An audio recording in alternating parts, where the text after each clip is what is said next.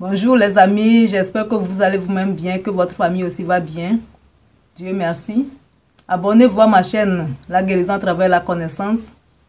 Partagez cette vidéo avec d'autres personnes, vos parents, vos amis.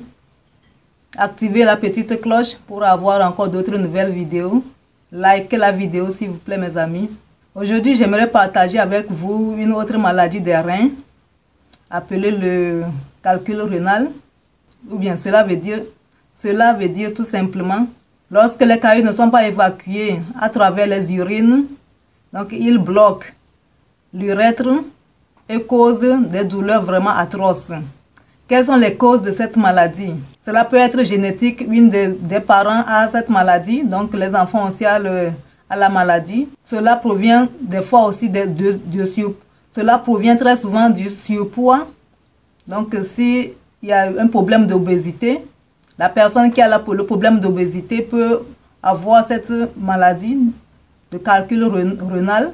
Le surpoids ou l'obésité, ou bien les personnes qui ont le problème de l'obésité ont très souvent aussi les calculs rénaux, car c'est une maladie qui est vraiment liée à la masse de graisse, car plus que la moitié des personnes qui ont les calculs rénaux, ils ont tous ce problème de surpoids. Cela provient tout simplement parce qu'on consomme des aliments transformés, des aliments transformés, des congelés, des fast-foods, des boissons gazeuses, salées, sucrées. Et ce sont malheureusement des aliments qui contiennent très souvent trop de sel et de calcium. Il y a encore plusieurs facteurs de risque de calcul rénaux, mais très souvent les aliments transformés font ce problème. Comment pouvez-vous reconnaître les symptômes des calculs rénaux? Donc pour le reconnaître, lorsque vous avez souvent des nausées, des vomissements, des douleurs dans le bas du dos, bien les douleurs dans le bas du ventre, lorsque vous remarquez du sang dans les urines, et aussi lorsque vous voulez uriner, ou bien vous avez envie d'uriner, mais vous remarquez que l'urine sort d'une petite quantité, mais vous avez quand même envie d'uriner. Donc ce sont des symptômes réciproques qu'on peut voir. Quels sont les remèdes ou bien les astuces naturelles pour pouvoir éliminer ces cailloux? On a certaines. Donc les amis qui sont déjà atteints de ce problème des calculs rénaux, je vais vous dire que ce n'est pas encore trop tard. Il y a certains remèdes ou bien astuces naturelles pour pouvoir éliminer les cailloux à travers les urines.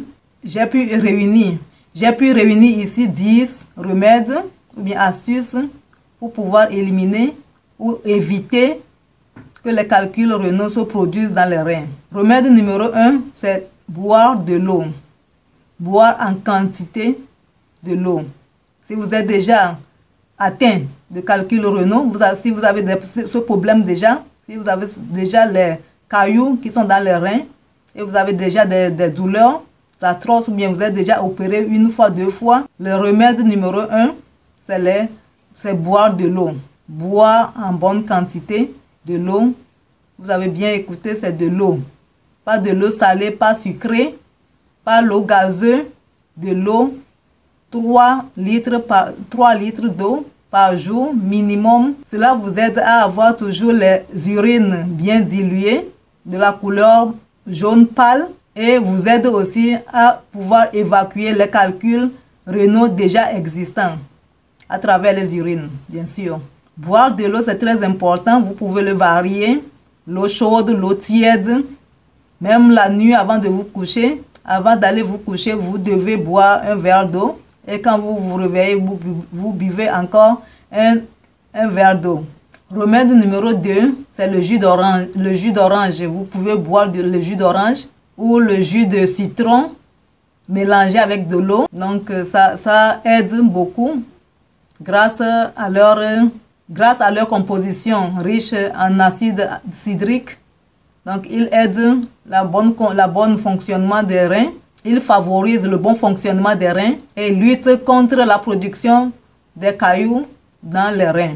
Cette composition est tellement efficace Cela réduit le calcium dans les urines et permet d'évacuer les calculs rénaux à travers les urines et d'autres déchets toxiques aussi. Remède numéro 3, c'est le jus de cranberry, le jus de canneberge. Donc, il est très efficace. C'est un jus très efficace qui aide dans le traitement de toutes sortes de maladies des reins, y compris l'insuffisance rénale, que ce soit l'irritation des voies urinaires, que ce soit les douleurs. Donc, il aide vraiment. Donc, vous pouvez aussi prendre, si vous n'aimez pas le jus, vous pouvez aussi prendre les fruits secs de cranberry ou bien de canneberge. Grâce à sa composition riche en acide cidrique, il lutte contre la formation des calculs rénaux. Remède numéro 4, ce sont les thés. Donc, il y a certains thés qui luttent contre la formation des calculs rénaux. Donc, ce sont les thés comme les feuilles de bouleau, les feuilles de guimauve. Donc, grâce à leur composition très riche en antioxydants, ils luttent contre la formation des calculs rénaux. Ils favorisent au rein son bon fonctionnement. Ce sont des thés que vous pouvez acheter. Ce sont les thés que vous pouvez acheter dans des supermarchés bio ou bien dans des reform house. Remède numéro 5, c'est éviter, réduire ou bien éliminer la consommation des aliments très riches en oxalates. Les aliments riches en oxalates, ce sont des aliments qui sont riches en sel et en calcium. Il y a certains aliments qui sont vraiment très riches, comme chocolat, épinards, le rhabarbe, le persil. Évitez aussi les comprimés de calcium. Je vais parler ici des compléments alimentaires. Donc, ces comprimés qu'on peut vendre partout de calcium, donc il faut l'éviter. Les noix d'amande, il faut les éviter dans vos consommations. Ils sont très riches en oxalates. Il y a aussi d'autres aliments qui sont aussi riches. Pas trop riches, mais aussi riches. Ce sont des aliments comme patates douces, le betterave, le thé vert, le thé noir.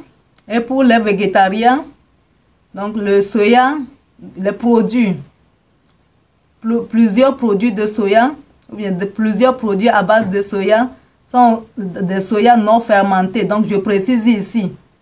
Donc, les produits à base de soya non fermentés.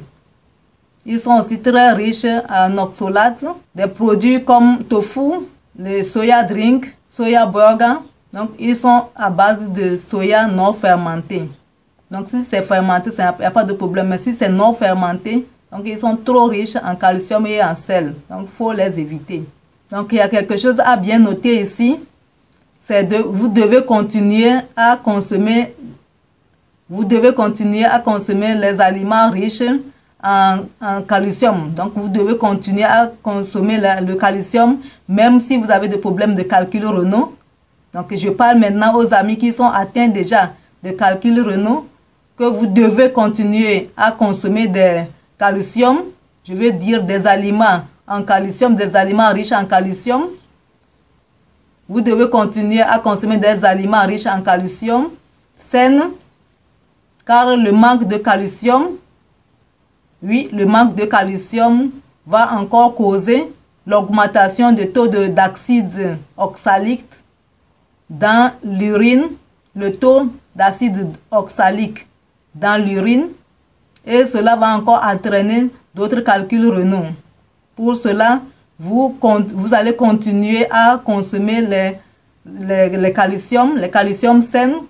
Donc, le calcium dans certains aliments, comme les produits laitiers, les choux de fleurs, les choux de Chine, le brocoli, par exemple. Ils contiennent des calcium sains. Les poissons, par exemple, les poissons à crête, ou bien les poissons avec des crêtes mangeables, vous pouvez les consommer. Ils sont riches en calcium sain. Remède numéro 6, c'est que vous devez consommer aussi les aliments riches en magnésium. Donc, ça peut être aussi les compléments alimentaires de magnésium, à base naturelle. Et ces aliments riches en magnésium sont les bananes, les aliments complets, les légumes verts, l'avocat, le riz complet.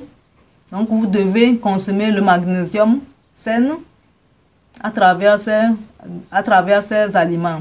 Le magnésium lie l'acide oxalique et favorise son évacuation à travers les urines et certains déchets toxiques aussi à travers les urines. Le numéro 7, c'est que vous devez éviter à prendre tout le temps les antalgiques. Les antalgiques comme les aspirines, les nivaquines, les ibuprofène, les paracétamol. Donc tous ces comprimés que nous prenons si on ne se sent pas à l'aise, si on a des fièvres. Donc vous devez l'éviter. Par exemple, si vous prenez tous les jours 1 gramme de vitamine C à plusieurs semaines, donc cela peut former des calculs rénaux dans les reins. Éviter les automédications. Remède numéro 8, c'est perdre du poids. Perdre le poids du corps. Oui, mes amis, c'est très très nécessaire. Si vous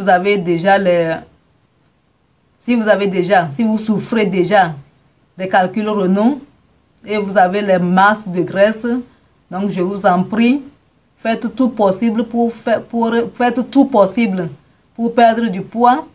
Surtout en Allemagne, ici on a des thérapies pour pouvoir perdre du poids. Vous pouvez parler avec votre médecin de maison et il va vous inviter où vous pouvez aller faire les thérapies. Les statistiques ont montré plus la moitié des personnes qui souffrent des calculs rénaux, ils ont tous ce problème de surpoids, ils ont tous ce problème de l'obésité. Le surpoids, c'est un facteur de risque de la maladie de l'hypertension artérielle et de la maladie de l'obésité ou bien diabète type 2. Et nous savons bien, je l'ai déjà dit dans ma vidéo précédente, que ces deux maladies sont des ennemis des reins. Ces deux maladies sont des ennemis des reins. Remède numéro 9, c'est pratiquer ou exercer les activités sportives. Pratiquer les exercices sportifs. Oui, le mouvement est très important, mes amis. Lorsque vous souffrez de problèmes de calculs rénaux et que vous avez un peu de surpoids, d'exercer certains sports comme les activités cardiovasculaires par exemple. Faites des promenades, des longues promenades d'1 heure de temps à 2 heures de temps, ça va vous aider. Vous pouvez aussi faire des vélos, vous pouvez faire aussi la natation, donc des petits mouvements. Vous pouvez choisir vous-même vos exercices, vos sportifs, à votre choix. L'important ici, ce n'est pas avoir les silhouettes des champions. Ici l'importance, c'est contre l'obésité, contre la masse, les graisses et contre la formation des calculs rénaux. Donc c'est très important, mes amis, d'être constant dans vos exercices sportifs. Vous pouvez les faire 3-4 fois dans la semaine ou bien 2 fois dans la semaine, ça suffit largement. L'essentiel est que vous restez constant. Je sais qu'on n'a pas le temps, moi je le sais, je le dis toujours dans mes vidéos qu'on n'a pas le temps, et surtout nous qui sommes ici en Allemagne, à l'étranger. Je sais comment on court tous les temps, tous les jours. Je le sais, je le dis toujours. Mais prenez vos temps pour votre bonne santé. Réservez le temps pour votre bonne santé. On revient toujours au même point. Prenez vos temps pour préparer vous-même vos repas. Donc si vous préparez vous-même vos repas, vous pouvez choisir des légumes fraîches et vous préparez vous-même et vous savez vous-même qu'est-ce que vous avez mis dedans, combien de sel vous avez mis dedans, combien de maggi vous avez mis dedans, les épices. Vous-même, vous savez ce que vous avez mis dedans, ce que vous avez mis dans la nourriture, vous le savez vous-même.